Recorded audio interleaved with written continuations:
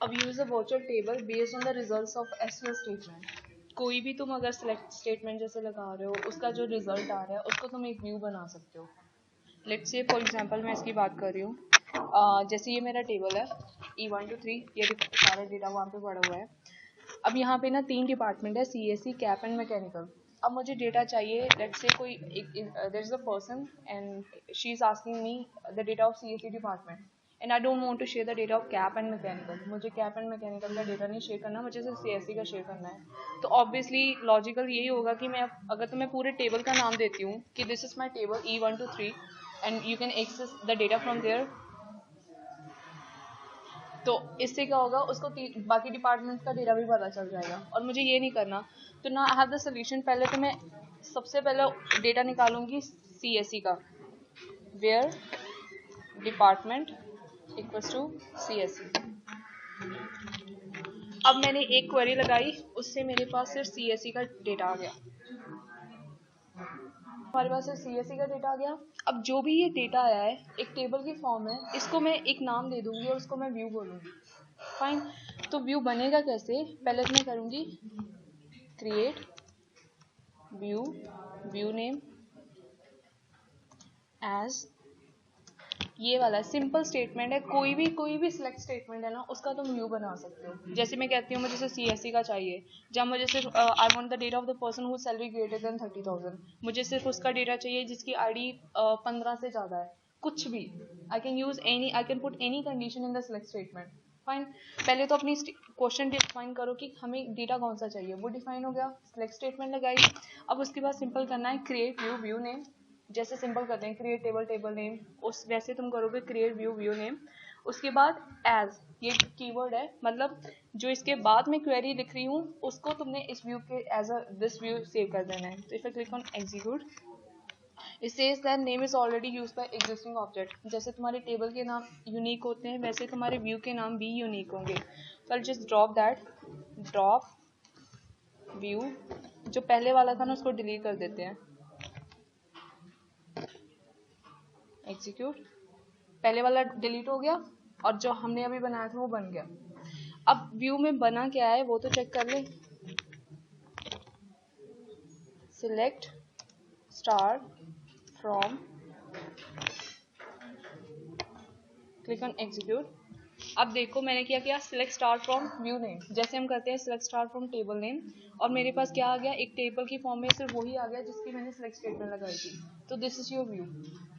Fine. तुम किसी भी सिलेक्ट स्टेटमेंट का जो भी रिजल्ट आया है उसको एज अ व्यू सेव कर सकते हो। अब इसके एडवांटेज क्या होगा, एडवांटेज ये होगा कि मैं अपना जो डेटा है उसको पार्शली हाइड कर सकती हूँ। जैसे मैंने स्टेटमेंट दी कि मैंने फर्स्ट पूरा का पूरा टेबल नहीं शो करना था, मुझे सिर्फ CSE का शेयर करना था, तो मैंने उसका एक व्यू बना दिया। तो I am hiding, I am securing my data. तो this is the advantage of your view कि तुम अपना डेटा सिक्योर कर रहे हो। अब एक चीज़ और है, अब मैंने ये डेटा तो दे दिया, व्यू बना दिया, टेबल बन गया। अब यहाँ पे एक टर्म थी virtual table. Virtual table in the sense कि ये हमारा एक्चुअल टेबल नहीं है। हमारा एक्चुअल टेबल तो E1 to 3 था, हमने ये टेबल की तरह लग रहा है लेकिन ये एक्चुअल नहीं है। हमारा एक्चुअल टेबल वही है E1 to 3। व्यू तो बन गया, सी मैंने ये वाला डेटा शेयर कर दिया। अब मुझे एक क्वेश्चन ये है कि अगर मैं इस डेटा में कोई चेंजेस करती हूँ तो वो मेरे ओरिजिनल डेटा में चेंजेस आएंगे कि नहीं। अब ये क्वेश्चन है कि मैंने सिर्फ इतना डेटा शेयर किया है, इसके लिए सिर्फ व्यू रिस्पॉन्सिबल है कि इसके लिए टेबल भी रिस्पॉन्सिबल है। फाइन। अब लेट्स से मैं इसको अपडेट करती हूँ, I just want to update.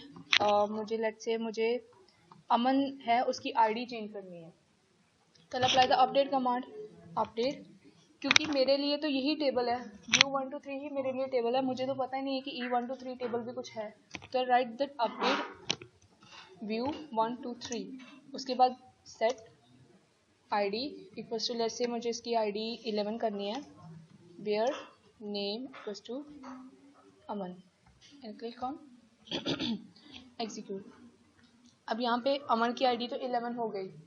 अब मुझे चेक करना है कि ये वाली चीज़ टेबल पे भी रिफ्लेक्ट हो रही कि नहीं हो रही। Select star from E1 to 3 and click on execute, और यहाँ पे भी अमन की ID 11 हो गई है। तो whatever you, since you are responsible for this data, अगर ऐसा नहीं हो रहा तो कंसिस्टेंसी नहीं आएगी। तुम व्यू में तो चेंजेस कर रहे हो लेकिन उसका फ़ायदा क्या, वो तो सिर्फ एक डिस्प्ले हो गई। अगर मैंने ये डेटा लिया है तो मैंने इसके साथ I have to work with that data. If I am working with data that should be reflected back in my original table as well. अब सिर्फ व्यू का फ़ायदा ये है कि तुम सिर्फ इसी डेटा में चेंजेस कर सकते हो। तुम्हें मैकेनिकल का कोई आइडिया नहीं है, तुम्हें कैप का कोई आइडिया नहीं है, लेकिन सीएसई के लिए तुम रिस्पॉन्सिबल हो। फाइन। अगर मैं डिलीट क्वेरी लगाती हूँ, delete from view 1 to 3 where let's say मुझे ये ID 10 डिलीट करनी है, इसका डेटा डिलीट करना है, where ID equals to 10। Click on execute. यहाँ से ID 10 डिलीट हो गई और यहाँ से भी ID 10 डिलीट हो गई। तो जो भी तुम चेंजेस करोगे वो दोनों टेबल्स पे जाएंगे। बट ये है कि तुमने अपना डेटा पार्शली हाइड कर लिया है। तो वन मोर थिंग कि मैं अपना जब भी व्यू की बात कर रहे हैं तुम एक से ज़्यादा टेबल को भी कंबाइन कर सकते हो। लेट्स से मैं फर्स्ट टेबल का मुझे एक कॉलम चाहिए, सेकंड टेबल के मुझे 2 कॉलम चाहिए, मैं उन दोनों को कंबाइन करके भी व्यू बना सकती हूँ। फाइन। अब लास्ट क्वेरी रह गई, डिलीट हो गई, अपडेट हो गई, इंसर्ट इनटू व्यू। उसके बाद मुझे जो भी वैल्यूज इंसर्ट करनी है, लेट्स से आईडी मुझे 12 ऐड करनी है, कॉमा नेम इज आकाश,